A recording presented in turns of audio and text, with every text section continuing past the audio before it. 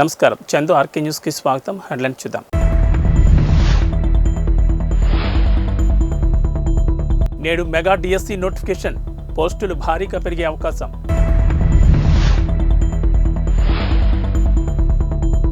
ORR టెండర్లపై విచారణ, CBI లేదా ఆ స్థాయి సంస్థతో దర్యాప్తుకు నిర్ణయం.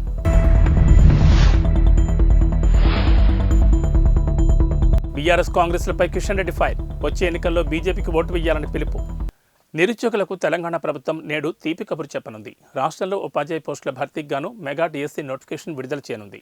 సీఎం రేవంత్ రెడ్డి తన నివాసంలో 11,062 పోస్టులతో కొత్త నోటిఫికేషన్ వేయనున్నారు. ఇందులో ఎస్జిటిలు 6,508, స్కూల్ అసిస్టెంట్లు 2,629, లాంగ్వేజ్ పండిట్లు 727, పీఈటీలు 182, స్పెషల్ కేటగిరీలో స్కూల్ అసిస్టెంట్లు 220, ఎస్జిటిలు 796 పోస్టులు ఉన్నాయి. కొత్త నోటిఫికేషన్ వేసేందుకు గాను గత ఏడాది వేసిన డిఎస్సి నోటిఫికేషన్ను ప్రభుత్వం రద్దు చేసింది. ఆ నోటిఫికేషన్లో మొత్తం 5,089 పోస్టులను గత ప్రభుత్వం చేర్చింది. పాత అప్లికేషన్లు చెల్లుబాటు అవుతాయని పాఠశాల విద్యాశాఖ కమిషనర్ తెలిపారు.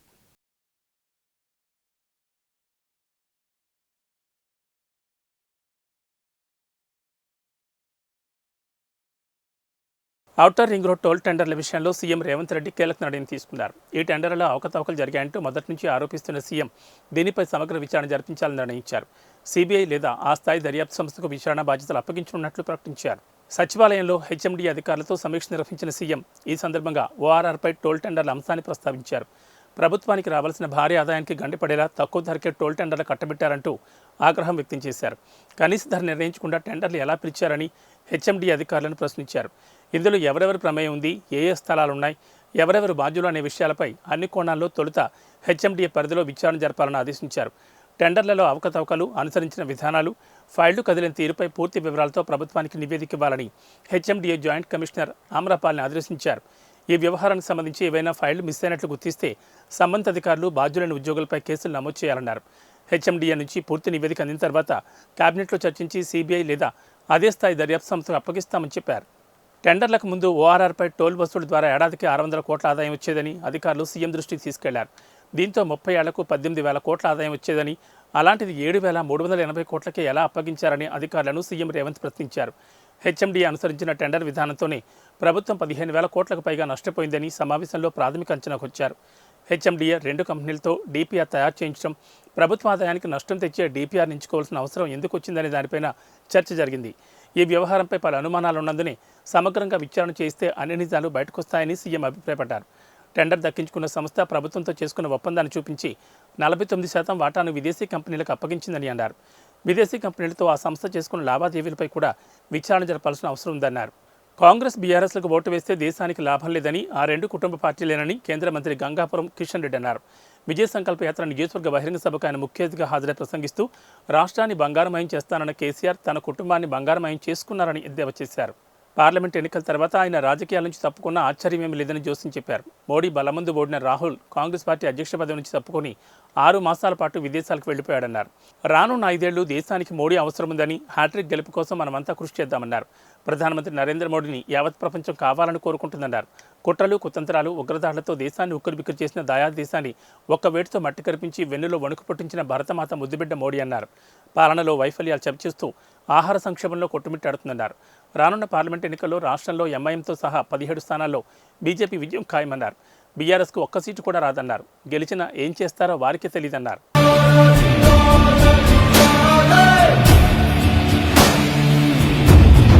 తెలంగాణ భాష అంటేనే క్లాసిక్ అని గవర్నర్ తమిళిసై సౌందరరాజన్ అన్నారు. తెలంగాణ భాష మాట్లాడుతుంటే చాలా ఆనందంగా ఉంటుందని చెప్పారు. రవీంద్ర భారతిలో బుధవారం జరిగిన పొట్టి శ్రీరాములు తెలుగు విశ్వవిద్యాలయం 16వ స్నాతకోత్సవంలో గవర్నర్ ముఖ్య అతిథిగా పాల్గొన్నారు. తెలుగు భాష, సంస్కృతి అంతటా వ్యాప్తి చెందాలని తమిళిసై సౌందరరాజన్ ఆకాంక్షించారు. తెలుగు భాషను ఇతర భాషలు మాట్లాడేవారందరికీ నేర్పించాలన్నారు. ప్రగతిని సాధించడానికి షార్ట్కట్లు ఉండవని, శ్రమని ఆధారమని చెప్పారు. స్నాతకోత్సవం పెద్ద పండగని పేర్కొంటూ సమాజానికి కొత్తదనం అందించడం మన బాధ్యతని అన్నారు. మాతృభాషతోనే జీవితం ముడిపడి ఉంటుందని చెప్పారు. ప్రపంచంలోని ఎన్నో దేశాల్లో తెలుగు వాళ్ళు ఉన్నారని, తెలుగు భాష, సంస్కృతి ఆ దేశాల్లో కూడా వ్యాప్తి చెందాలన్నారు. ప్రధాని నరేంద్ర మోడీ చెప్పినట్లు ఎన్ఈపీ విద్యాలయాలను ప్రారంభించాలన్నారు. తెలుగులో మాట్లాడడం తనకెంతో సంతోషంగా ఉందన్నారు. సామాన్య ప్రజలు సైతం కొన్ని చదివే విధంగా తక్కువ ఖర్చుతో తెలుగు భాష పుస్తకాలను ప్రచురించాలని సూచించారు. స్వీయ నిబంధనతో బోధించడం, విశ్వవిద్యాలయం అన్ని సదుపాయాలు కల్పించడం, సమాజానికి కొత్త దారిని అందించడం.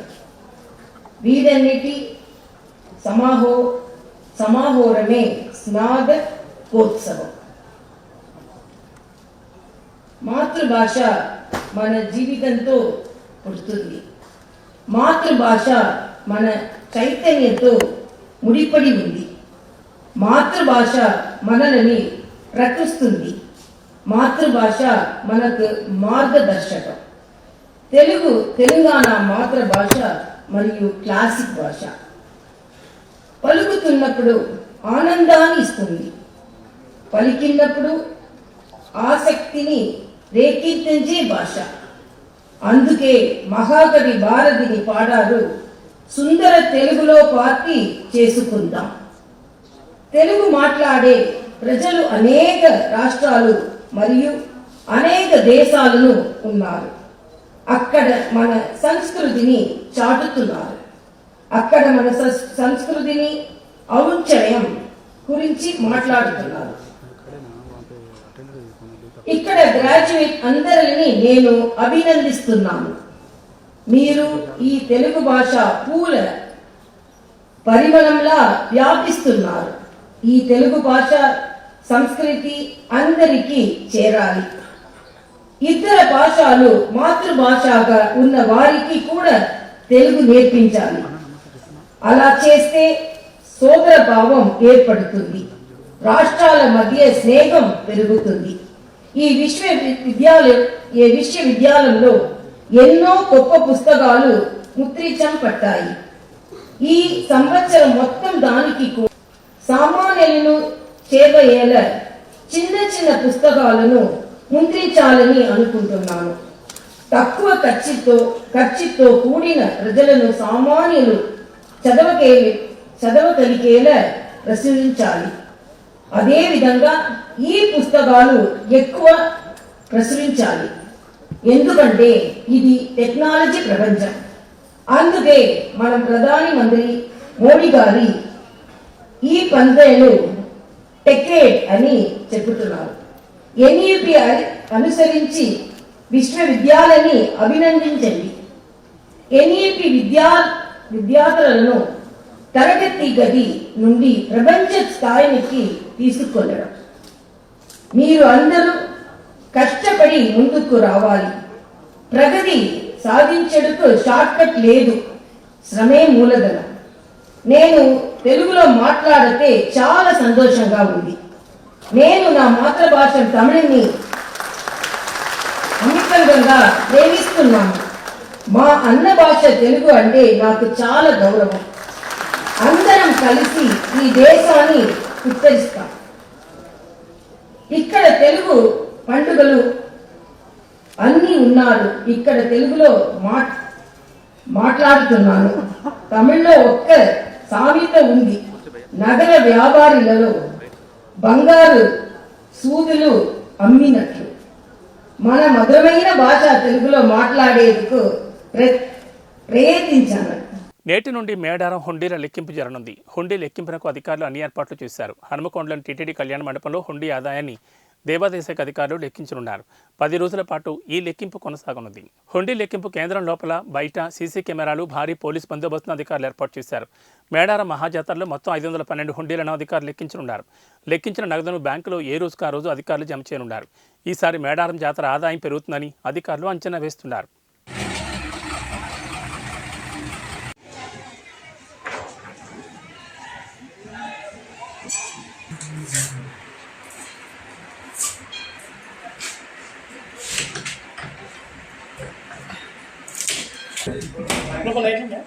అంటే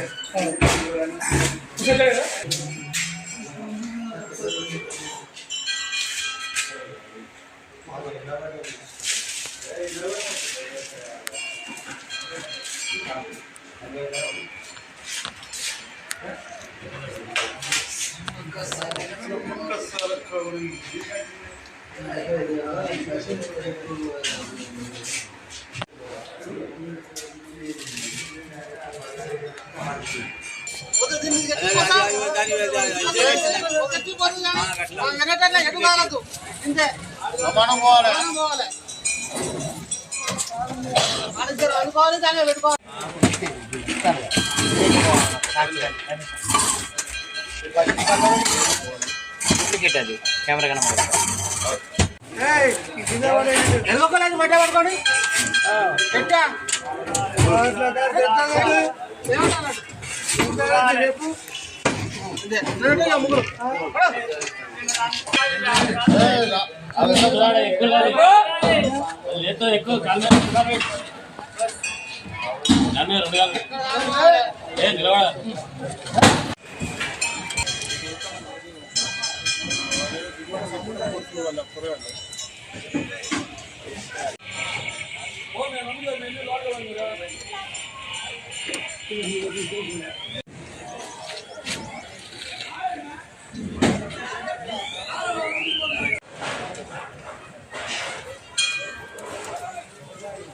రాడిసన్ హోటల్ డ్రగ్స్ కేసులో నిందితునిగా ఉన్న టాలీవుడ్ డైరెక్టర్ క్రిష్ జాగర్లమూడి వ్యూహాత్మకంగానే విచారణకు హాజరు కాలేదా, తెలిసి మరీ గడువు కోరారా?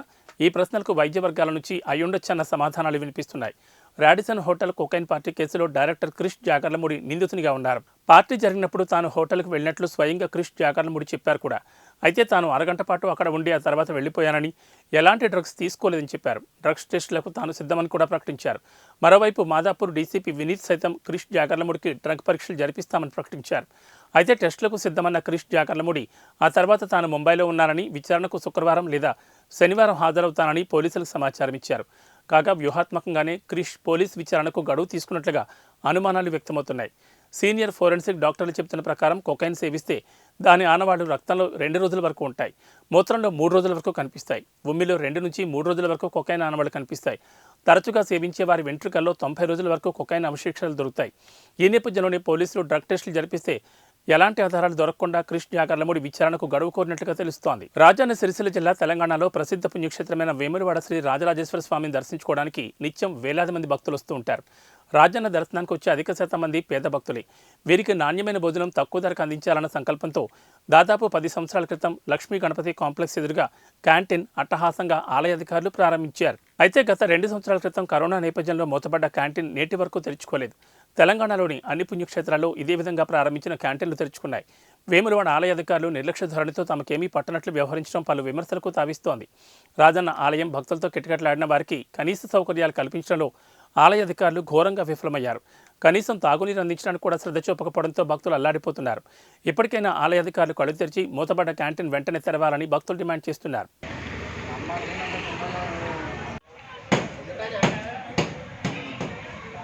ప్రధానమంత్రి నరేంద్ర మోడీ వచ్చిన 4-5 తేదీల్లో తెలంగాణలో పలు కార్యక్రమాల్లో పాల్గొనున్నారు. పలు కేంద్ర ప్రభుత్వ ప్రాజెక్టులకు ప్రారంభం, మరికొన్ని అభివృద్ధి పనులకు ఆయన శంకుస్థాపన చేయనున్నారు. బహిరంగ సభల్లో కూడా ఆయన పాల్గొనున్నారు. 4న మహారాష్ట్రలోని నాగపూర్ నుంచి బయలుదేరి ఉదయం 10:30 గంటలకు ఆదిలాబాద్కు వస్తారు. పలు అభివృద్ధి కార్యక్రమాల్లో పాల్గొని ప్రసంగిస్తారు. కార్యక్రమాలు ముగిసిన అనంతరం బయలుదేరి తమిళనాడుకు వెళ్తారు. తిరిగి అదే రోజు రాత్రి హైదరాబాద్కు వస్తారు. ఆ రోజు రాత్రి రాజ్భవన్లో బస చేస్తారు. ఇక 5న సంగారెడ్డిలో పలు అభివృద్ధి పనులను ప్రధాని మోడీ ప్రారంభించనున్నారు. సంగారెడ్డిలో నిర్వహించతలపెట్టిన బహిరంగ సభలో ఆయన ప్రసంగించనున్నారు. 5న ఉదయం 10 గంటలకు రాజ్భవన్ నుంచి బయలుదేరి సంగారెడ్డికి చేరుకుంటారు. మధ్యాహ్నం 12:15 కార్యక్రమాలు ముగించుకుని ఒడిశా రాష్ట్రానికి వెళ్తారు. ఖమ్మం జిల్లా కొనిజర్లలో దారుణం చోటు చేసుకుంది. సర్పంచ్ సోరంపల్లి రామారావుపై కత్తులతో దాడి చేశారు 3 వ్యక్తులు. గాయపడిన సర్పంచ్ను చికిత్స కోసం కిమ్స్కు తరలించారు. అయితే ప్లాన్ ప్రకారమే సర్పంచ్పై దాడి చేశారని అనుమానిస్తున్న పోలీసులు 3 నిందితులను అదుపులోకి తీసుకున్నారు. అన్నదమ్ముల ఆస్తిబాటాల పంపకంలో తమకు న్యాయం చేయలేదని సర్పంచ్పై ఈ దాడికి పాల్పడ్డారని తెలుస్తోంది. సర్పంచ్పై జరిగిన దాడితో గ్రామస్తులు భయాందోళనకు గురయ్యారు. గ్రామంలో ఎలాంటి అవాంఛనీయ సంఘటనలు జరగకుండా పోలీసులు 144 సెక్షన్ అమలు చేశారు.